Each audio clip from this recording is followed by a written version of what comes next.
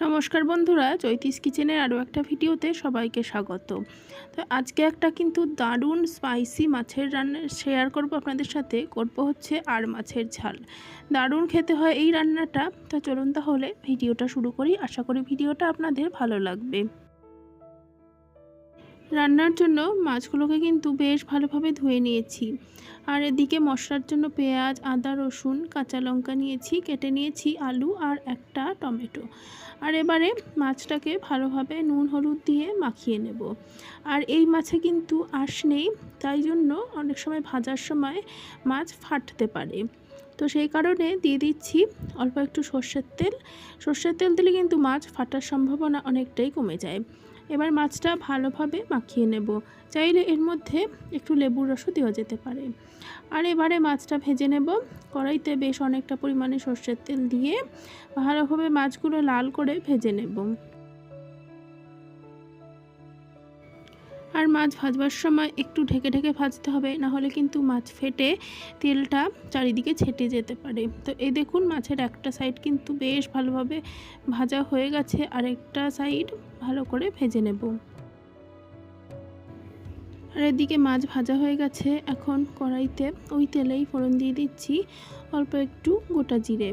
ফোড়নটা রেডি হয়ে যাবার পর কেটে রাখা আলু দিয়ে দিচ্ছি। আলু দিয়ে আলুটা ভালো করে ভেজে নেব।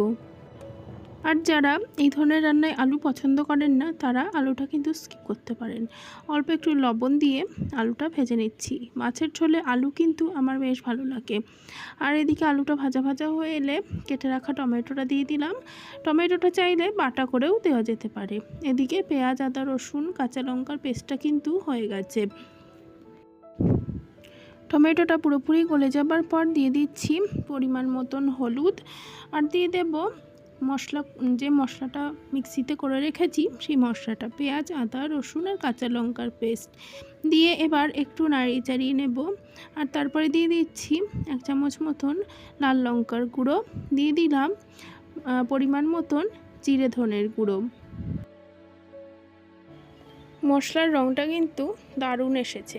যখন পুরোপুরি কষানো হয়ে যাবে তখন কিন্তু রঙটা আরও সুন্দর আসবে। আর এই রান্নাটায় মশলাটা কিন্তু ভালোভাবে কষাতে হবে, তবেই কিন্তু রান্নার স্বাদটা ভালো হবে। মশলা ভালোভাবে কষানো হয়ে গেছে, আর দিয়ে দিচ্ছি অল্প পরিমাণে জল। খুব বেশি ঝোলঝোল এই রান্নাটাই ভালো লাগে না, একটু ঘন গা মাখা ঝোলই বেশ ভালো লাগে। পরিমাণ মতন জল দিয়ে মশলাটা ভালোভাবে মিশিয়ে নিচ্ছি। আর হ্যাঁ, মশলা কষানোর ফাঁকে পরিমাণ মতন লবণও কিন্তু দিয়ে দিয়েছি। আর এবারে ভেজে রাখা মাছটা দিয়ে দিলাম।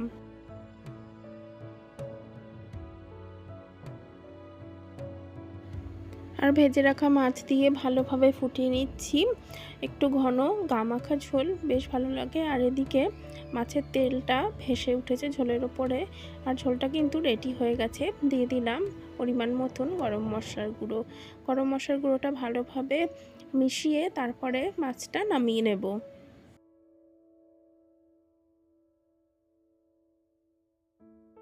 আর বন্ধুরা, আর মাছের ঝাল একদম রেডি হয়ে গেছে।